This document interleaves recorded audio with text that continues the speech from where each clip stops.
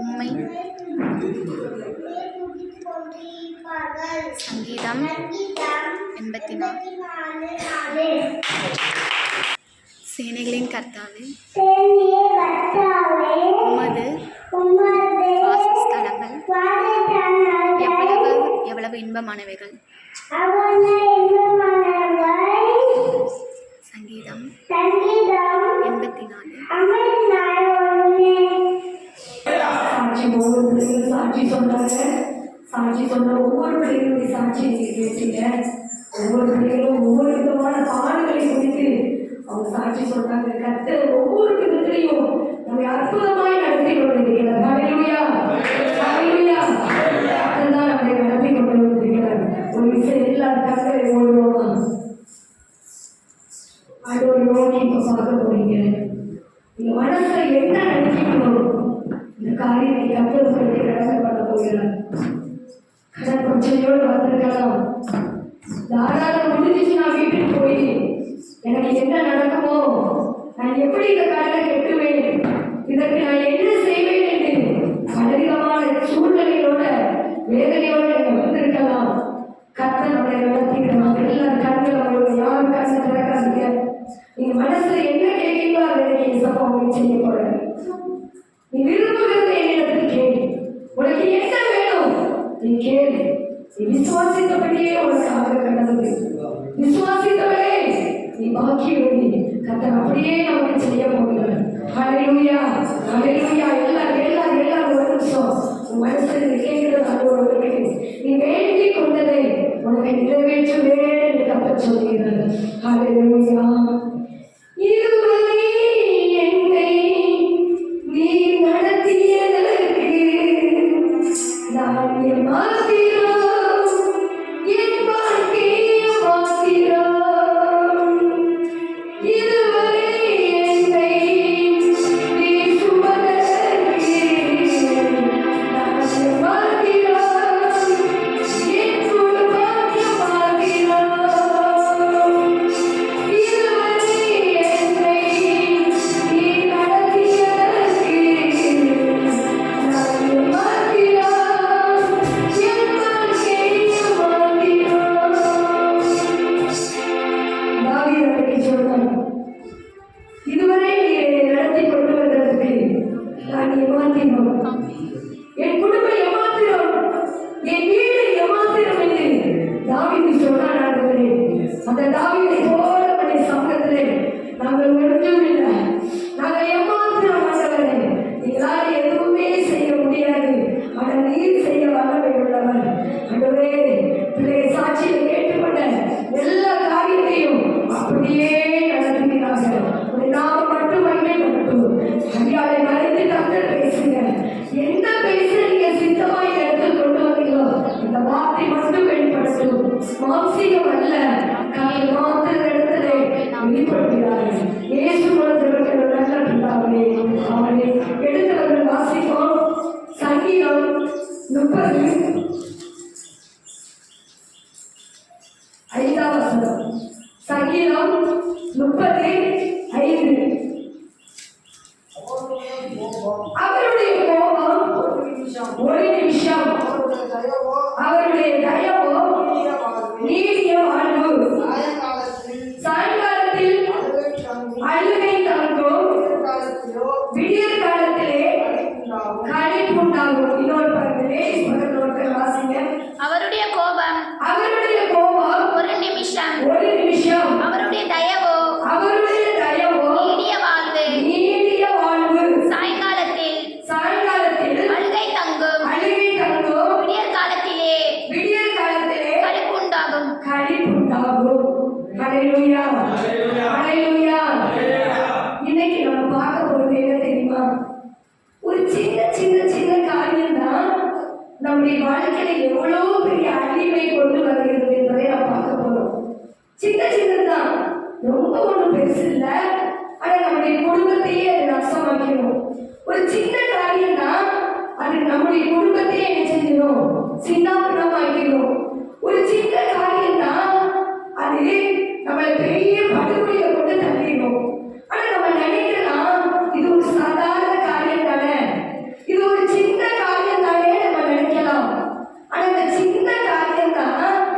பெரிய ஆசீர்வாதத்தை செஞ்சிடும், தடை பண்ணிவிடும். ஹல்லேலூயா, ஹல்லேலூயா. முதலாவது நம்ம பார்க்க போறது சின்ன எரிச்சல். சின்ன எரிச்சல். ஆதியாகமம் 4ஆம் அதிகாரம், ஆதியாகமம் 4ஆம் அதிகாரம் 5, 6 வசனத்தை வாசிப்போம். ஆதியாகமம் 4ஆம் அதிகாரம் 5, 6. காயினையும் அவன் காணிக்கையும் அவர் அங்கீகரிக்கவில்லை. அப்பொழுது காயினும் மிகவும் எரிச்சல் உண்டாகி அவன் முகநாடி வேறுபட்டது. அப்பொழுது கர்த்தர் காயினை நோக்கி, உனக்கு ஏன் எரிச்சல் உண்டாயிற்று? உனக்கு ஏன் எரிச்சல் உண்டாயிற்று? உன் முகநாடி ஏன் வேறுபட்டது? இங்கே காயினை குறித்து நாம் பார்க்கிறோம். முதலாவது என்னது? சின்ன எரிச்சல். ஒரு சின்ன எரிச்சல் தான் வந்துச்சு அவனுக்கு. ஏன்? 2 காணிக்கை செலுத்த கொண்டு போனாங்க.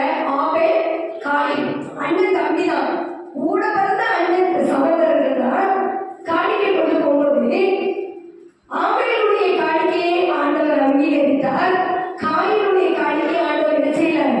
அங்கீகரிக்கல. ஆகையினால இந்த காயினுக்கு என்ன செஞ்சிச்சு? ரொம்ப எரிச்சல் வந்துச்சு. ஒரு சின்ன எரிச்சல் தான் ஒரு பெரிய ஆசீர்வாதத்தை என்ன செஞ்சது? தடை பண்ணி போடுது. இந்த காயினுக்கு வந்து எரிச்சல். ஆண்டவரை கேட்டுக்கலாம், ஆண்டவரே ஏன் என் காணிக்கையை அங்கீகரிக்கல? என் சகோதரனுடைய காணிக்கையை அங்கீகரிச்சிங்கன்னு ஆண்டவரை விசாரிச்சிருக்கலாம். ஆனா அவனுக்குள்ள உடனே என்ன செஞ்சு? டக்குன்னு ஒரு பெரிய எரிச்சல் வந்துச்சு. பாருங்க, இந்த எரிச்சல் வந்து எவ்வளவு பெரிய காரியத்தில் கொண்டு விட்டுச்சு. தன்னுடைய சகோதரனையே கொலை செய்கிற அளவிற்கு கொண்டு போய்விட்டது. ஹல்லேலூயா. ஒரு சின்ன எரிச்சல் தாங்க குடும்பத்தையே பிரிச்சிடும். ஒரு சின்ன எரிச்சல் தான் கணவன் மனைவி பிரிந்து போகிறதுக்கு காரணமாயிடும். ஒரு சின்ன எரிச்சல் தான் ஒரு பெரிய விதமான காரியத்தை நமக்கு தடை பண்ணிடும். உங்களுக்கு வருகிறத ஆசீர்வாதத்தை தடை பண்ணுகிறது எது தெரியுமா? ஒரு சின்ன எரிச்சல் தான். ஒரு சின்ன எரிச்சல் தான் வந்துச்சு, வேற ஒண்ணுமே இல்லை. ஆண்டவர் காணிக்கை அங்கீகரிக்கல. அது ஏன் விசாரிச்சிருக்கலாம். அது என்னன்னு நம்ம வந்து மறுபடியும் ஆண்டவரை கேட்டு அதை திருத்தி கொள்ளலாம்.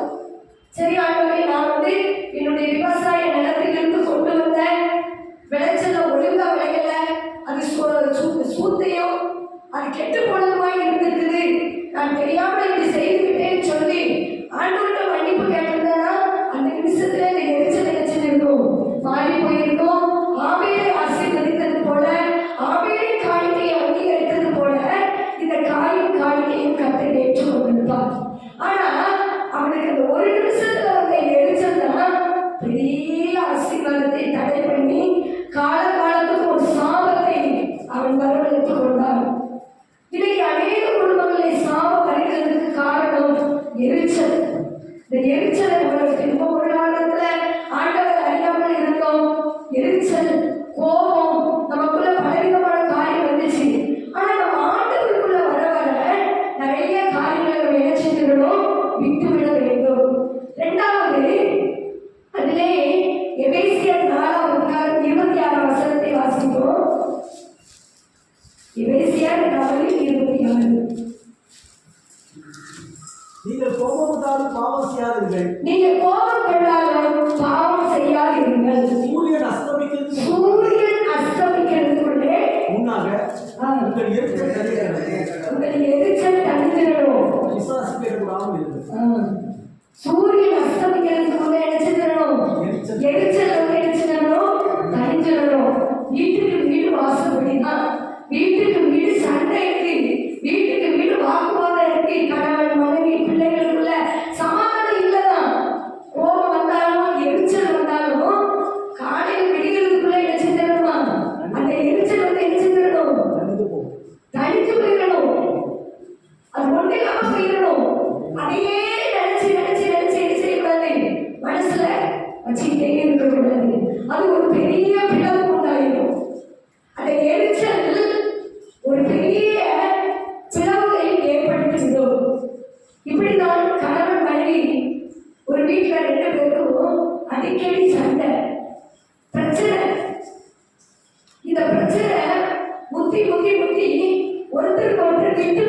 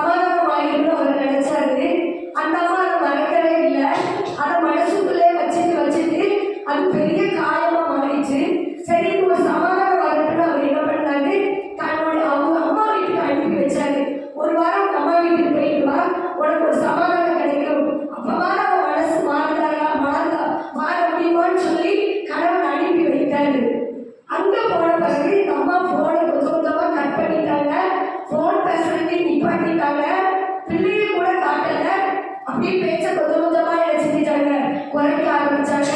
பேசுறது நின்று போச்சு. அவரும் எவ்வளவோ பிரயாசப்பட்டு முயற்சி பண்ணாரு.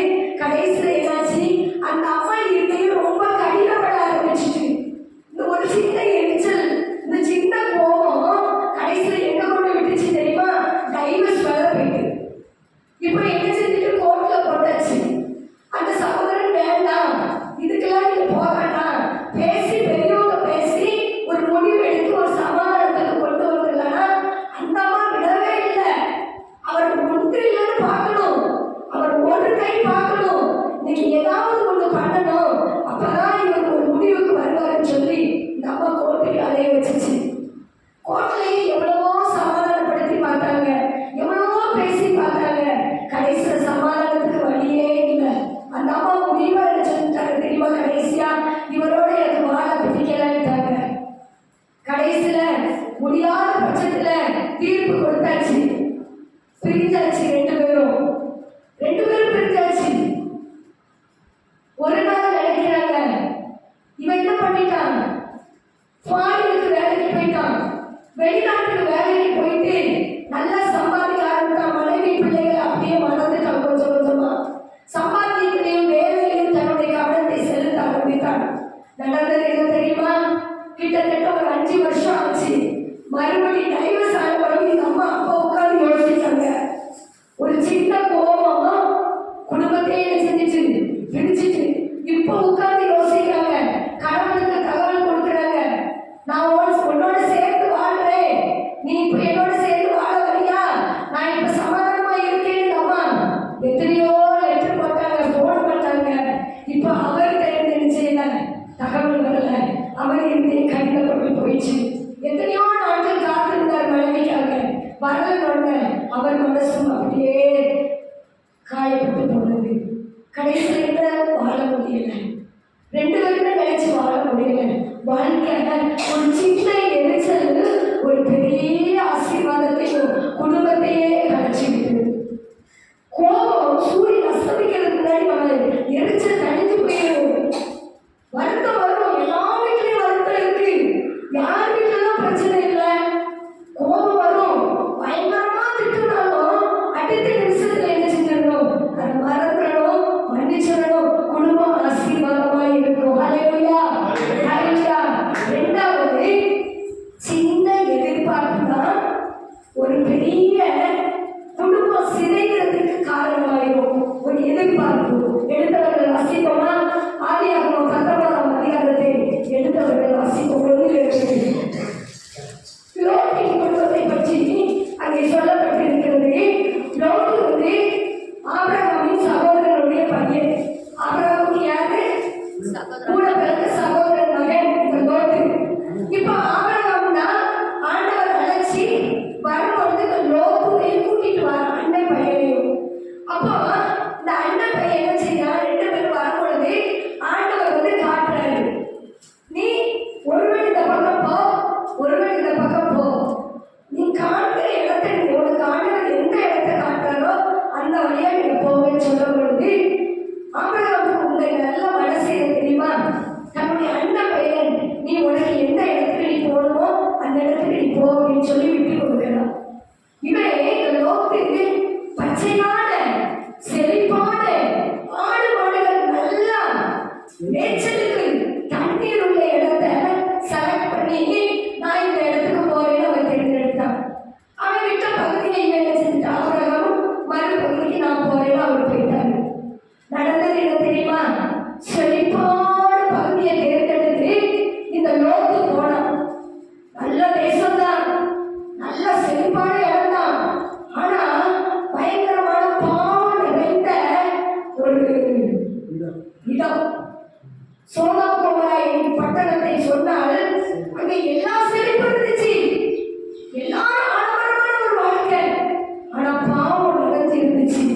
அப்படிப்பட்ட இடத்தெல்லாம் செலக்ட் பண்ணி போனான். ரெண்டாவது என்ன தெரியுமா? அந்த இடத்துல அவளை தேடி தூதர்கள் வந்தாங்க. அவளுக்கு நடக்க போற ஒரு சம்பவத்தில் இருந்து அவளை காப்பாற்றுவதற்காக தூதர்கள் வந்தாங்க. தூதர்கள் வந்து சொல்லுவாங்க, நானே இன்னைக்கு வந்து இங்க நாங்க தண்ணி விடணும், நாங்க தெருவில்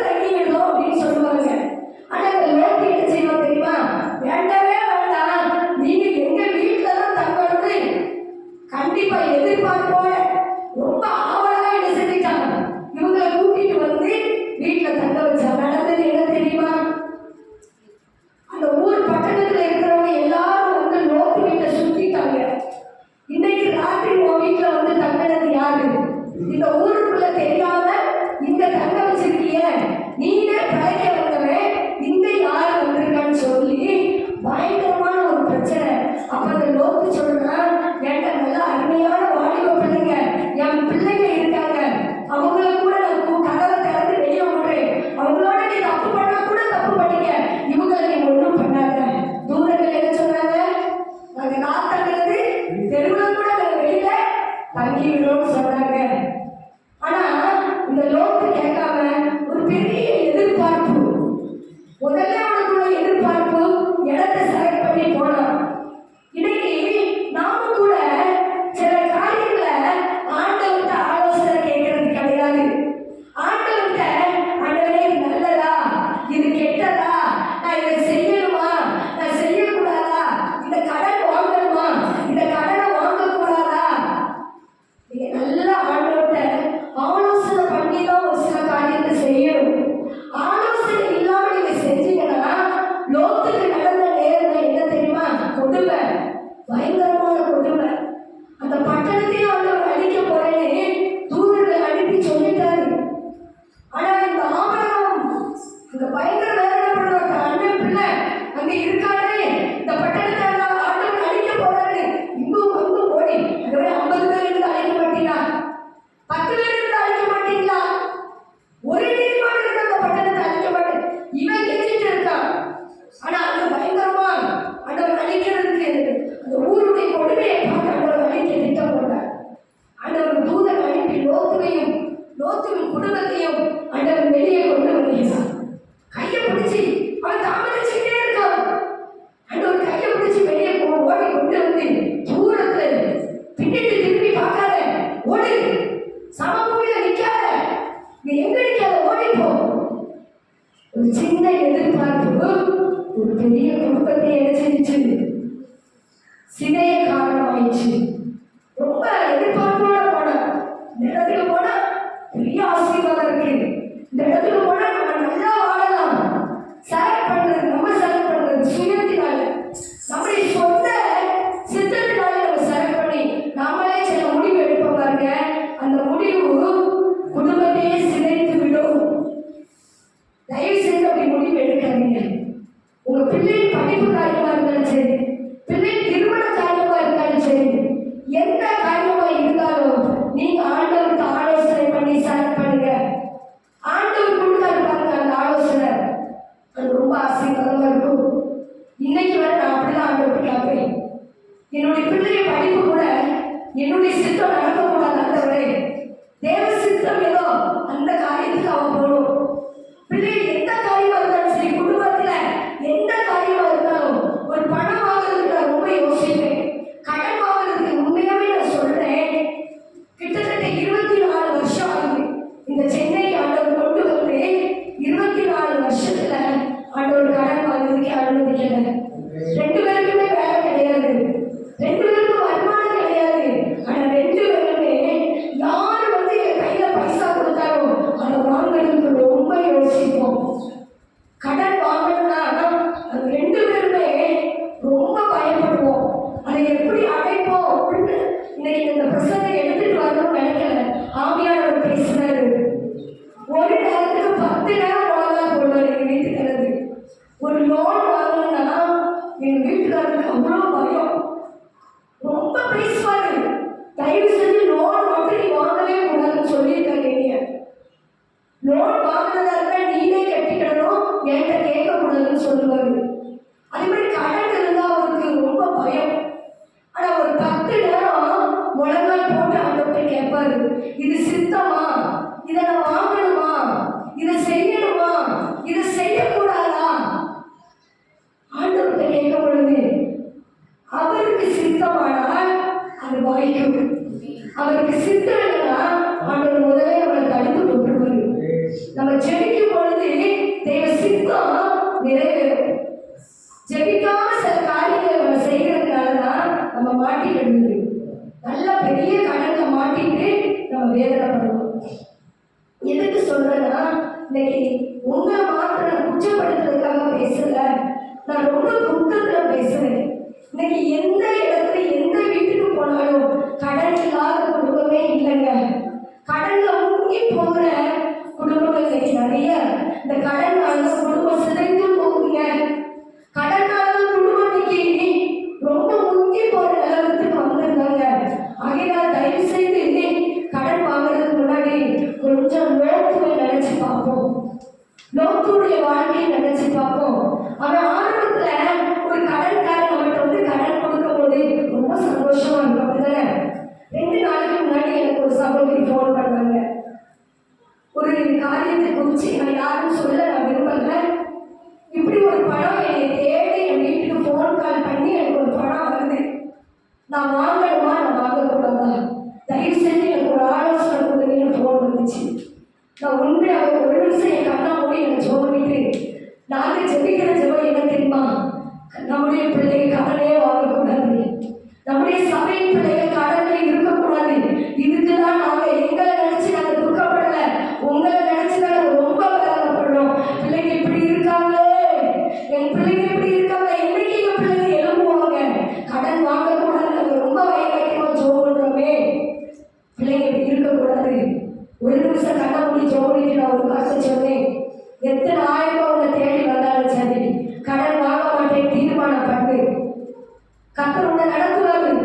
பிரச்சனை வரும், வீடு தேடி பிரச்சனை வரும். நம்ம வாங்க மாட்டேன் தீர்மானம் பண்ணும் பொழுது அடுத்த நிமிஷத்துல நம்ம வீட்டுல கடன்காரன் வந்து நிற்பான். பிரச்சனை வரையா தெரியுமா? ஆண்டவர் நம்ம சோதிச்சு பார்ப்பாரு. இந்த பிரச்சனையில நீ எப்படி இருக்கா, உன் மனசு எப்படி இருக்குன்னு ஆண்டவர் சோதிச்சு பார்ப்பாரு. உடனே முழங்கால் போடு, ஆண்டுடைய சமூகத்துல 2 கையை தூக்குறீங்க. நமக்கு பலன் எது தெரியுமா? முழங்கால் தான் நமக்கு பலன். நமக்கு பலன் எது தெரியுமா? ஜெபம் தாங்க நமக்கு பலன். நல்லா முழங்கால் போட்டு 2 கையை தூக்கிட்டு நீங்க ஜெபம் பண்ணிட்டு எழுப்பி போறதுல உங்க பிரச்சனை முடிவடையும். உங்க கடன் ஆண்டவர் மாற்றிடுவாரு. என் வாழ்க்கையில் ஆண்டவர் அற்புதம் செய்தா உங்க வாழ்க்கையில செய்ய மாட்டாங்களா? எனக்கு நான் ஒவ்வொரு நாளும் ஆண்டவர்கிட்ட தான் கேட்பேன். இந்த மாசத்துல தான் என் கூட இருக்கிறவங்களுக்கு தெரியும், உண்மை நான் ரொம்ப துக்கப்பட்டேன்.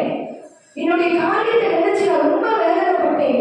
ஆண்டவரே, ஒண்ணுமே இல்லாத ஒரு 0 பேலன்ஸ். ஆனா கர்த்தர் இந்த வாரம் அற்புதமா நடத்திட்டு வர்றது. கர்த்தருடைய சமூகத்துல காலையில எழுப்பி என்னுடைய ஜெபம் அதான், கர்த்தர் உன்னை நித்தமும் நடத்துவார், மகாபரட்சியோட காலத்திலும் ஆத்மாவை திருப்தியாக்குவார். உன் எலும்புகளை நிலவுள்ளதாக்குவார். நீ நீர்ப்பாய்ச்சலான தோட்டத்தை போலவும் பச்சாத நீரை போல இருப்பார். நித்தமும் நடத்துகிற ஆண்டவர்கிட்ட ஒப்பு கொடுங்க. நம்ம என்ன செய்வோம் தெரியுமா? ஒரு பிரச்சனை வந்த உடனே தண்டல்காரனை தான் பார்த்துட்டு இருக்கோம். காலையில வந்த உடனே தண்டல்காரன் எப்போ வருவான், கடன்காரன் எப்போ வருவான், வட்டிக்கு யாராவது ஏதோ கொடுப்பாங்களா, இதே நோக்கி பார்க்கறதுனால ஆசீர்வாதம் வீடு தேடி வரதில்லை. ஆண்டவர் இந்த வேதத்தை நீங்க பாருங்க, காலையில எழுப்பி இதை படிக்க ஆரம்பிங்க. படிக்க தெரியாதவங்க இந்த வேதத்தின் மேல உங்க கையை வைங்க. கர்த்தர் உங்களை நடத்துவதை அடுத்த நேரம் கேளுங்க. கர்த்தர் நம்மளை ஆசீர்வதிக்கிறவர். அந்த லோத்துவை பாருங்க, அவன் சின்ன எதிர்பார்ப்பு. முதல்ல பார்த்தோம் சின்ன எரிச்சல், பெரிய சாபத்திற்கு கொண்டு போய் காலில விட்டுச்சு. 2வது சின்ன எதிர்பார்ப்பு குடும்பத்திலே செஞ்சிச்சு, செலஞ்சி அழிஞ்சு போயிடுச்சு. இப்ப வர வழியில ஆண்டவர் சொல்ல திரும்பி பார்க்க கூடாதுன்னாரு. ஆனா லோத்து மனைவியை செஞ்சிச்சா, ஐயோ இவ்வளவு பெரிய வீட்டை விட்டுட்டு நான் வந்துட்டேனே, என் ஆடு மாடெல்லாம் விட்டுட்டு வந்துட்டேனே, இந்த பட்டணை எரிகிறதேன்னு சொல்லி திரும்பி பார்த்தாங்க. இன்னைக்கும் அவன் உப்பு தூணாக நின்றுட்டு இருக்காங்க, இன்னைக்கும் அவன் உப்பு தூணாக நின்றுட்டு இருக்காங்க. திருமண மாதிரி குடும்பம் சிதைந்து போனது. லோத்தின் குடும்பம் ஒன்றுமில்லாமல் போனது, சாபத்திற்குள்ளாய் தள்ளப்பட்டது. 3வது சின்ன தடுமாற்றம். சின்ன தடுமாற்றம் எடுத்தவர்கள் வாசிப்போம். ஆதியாகமம் 16:1-2. ஆதியாகமம் 16ஆம் அதிகாரம் 1-2. ஆபிரகாமுடைய மனைவியாகிய சாராய்க்கு பிள்ளை இல்லாது இருந்தது. ஆபிரகாமின் மனைவியாகிய சாராய்க்கு பிள்ளை இல்லாது இருந்தது. எகிப்து தேசத்தலாகிய ஆகார் என்னும் பேர் கொண்ட ஒரு அடிமை பெண் அவளுக்கு இருந்தாள். எகிப்து தேசத்திலிருந்து ஒரு அந்த சாராள்கிட்ட வந்து வேலைக்காக வந்திருக்க அடிமை பெண்ணு. சொல்லு. சாராய் ஆபிரகாமை நோக்கி சாராள் ஆபிரகாமை நோக்கி, நான் பிள்ளை பெறாதபடிக்கு நான் பிள்ளை பெறாதபடிக்கு கர்த்தர் என் கர்ப்பத்தை அடைத்திருக்கிறார். கர்த்தர் என் கர்ப்பத்தை அடைத்திருக்கிறார். என் அடிமை பெண்ணோட சேரும். இப்போ நீங்க அடிமை பெண்ணோட சேர்ந்து அவன் உனக்கு ஒரு பிள்ளைய பெற்று தருவா. சின்ன தடுமாற்றம், சின்ன தடுமாற்றம். இப்ப என்னாச்சு பாருங்க, இஸ்ரவேல் பிறப்புக்கு காரணமாயிடுச்சு.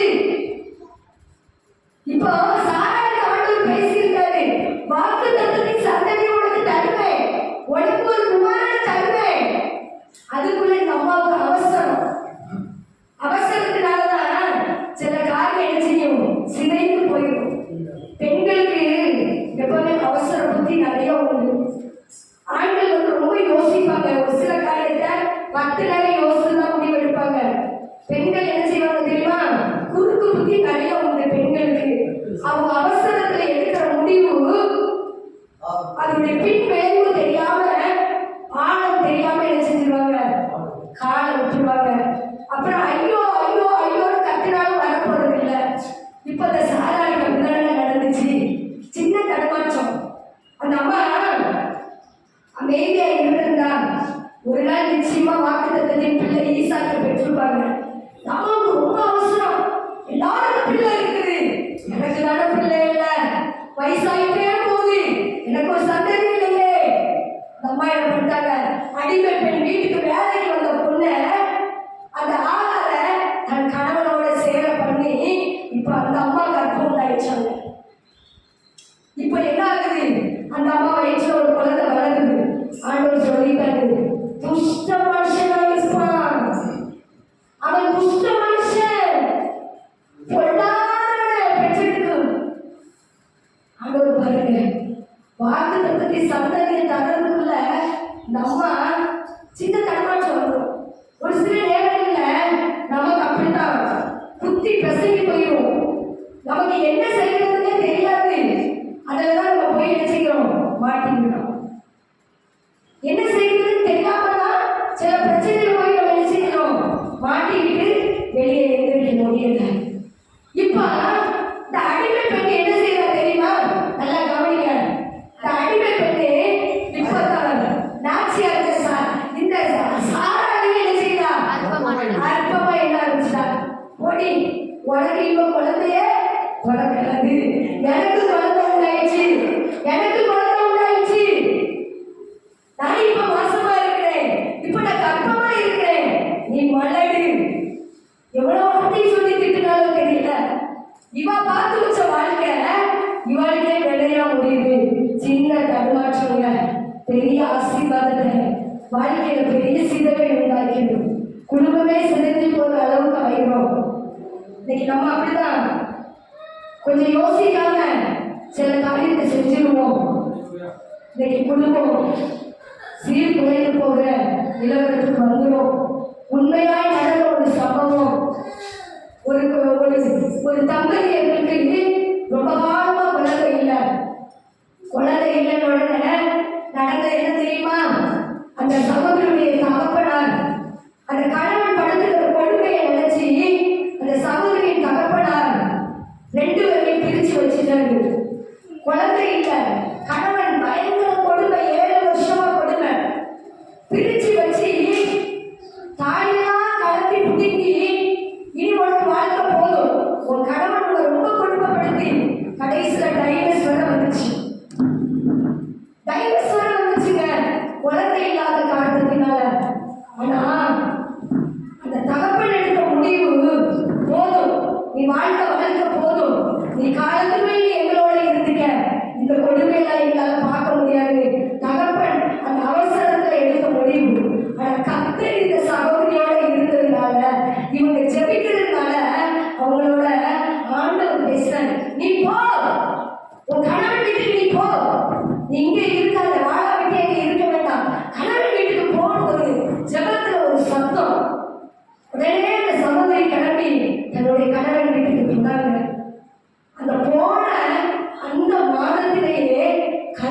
ஜெபிக்கும்படியாய் கர்த்தர் உதவி செய்தார்.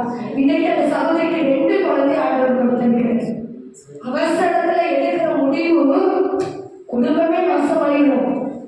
ஆனா கர்த்தருக்குள்ள இருந்து எடுக்கிற முடிவு ஒரு நாள் அது சிதைந்து போகாதுங்க.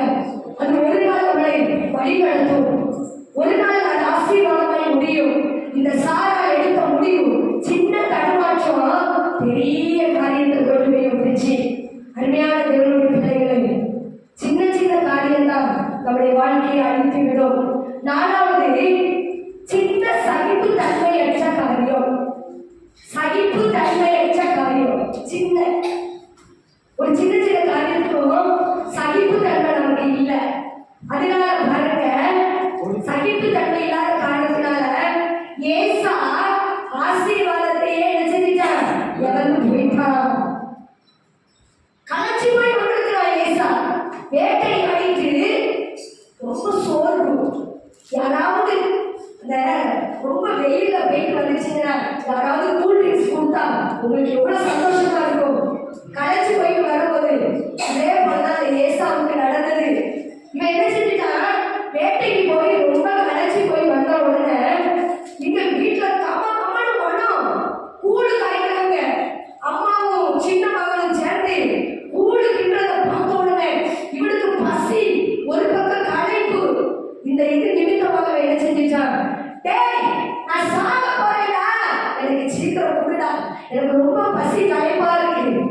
உடனே இவன் என்ன செய்யறான் தெரியுமா, ஐடியாவா இந்த யாக்கோபு பண்ண காரியம், உன் சேஷ்டபுத்திரத்தை எனக்கு விட்டு கொடுத்துரு, எனக்கு எழுதி கொடுத்துரு. மூத்த மகனுக்கு நாட்கள்ல 2 பங்கு கொடுப்பாங்க. இவன் சேஷ்டபுத்திர பாகத்தை எழுதி செஞ்சுட்டான்.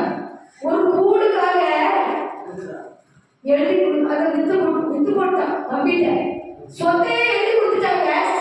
கூடுக்காக, ஒருவேளை பசிக்காக, களைப்புக்காக தன்னுடைய பங்கு சுதந்திரத்தையே தன் தம்பிட்ட விட்டு போட்டுட்டான் ஏசா.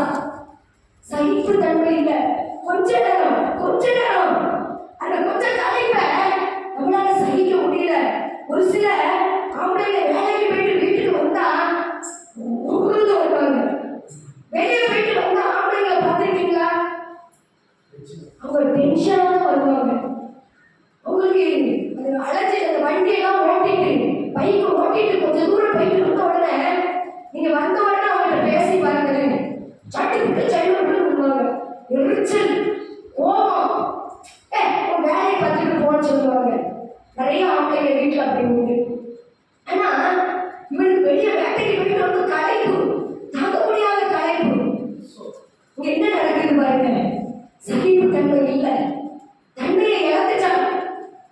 ஒரு சின்ன காரியத்தை கூட ஒரு சகிப்பு தன்மை நமக்கு இல்லை.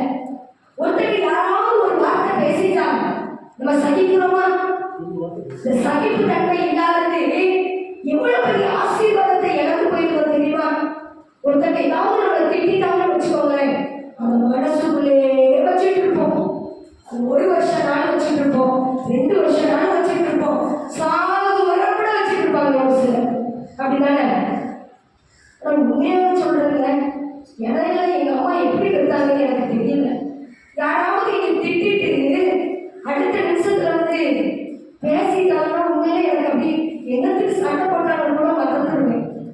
பதிலுக்கு சண்டை போட்டுருவேன், பதிலுக்கு பேசிடுவேன். அந்த நிமிஷம் தான், அடுத்த நிமிஷம் எனக்கு வந்து சிஸ்டர் அப்படின்னு சொன்னா உண்மையில அவங்க எந்த சண்டை போட்டு போனாங்கன்னு கூட எனக்கு ஞாபகம் இருக்காது, மறந்துடுவேன். அந்த என்னுடைய வீட்லயும் அப்படித்தான். எங்க அம்மா சின்ன வயசுலலாம் அவ்வளவு அடிப்பாங்க. கொஞ்ச நேரத்துல நான் என்ன செய்வேன் தெரியுமா, அம்மா அப்படின்னு போய் நிற்பேன். எங்க அம்மா சொல்லுவாங்க, எனக்குமே இல்லை, இப்பதான் அடி வாங்கிட்டு போச்சு, இப்ப வந்து நிக்கிது பாரு அப்படிவாங்க.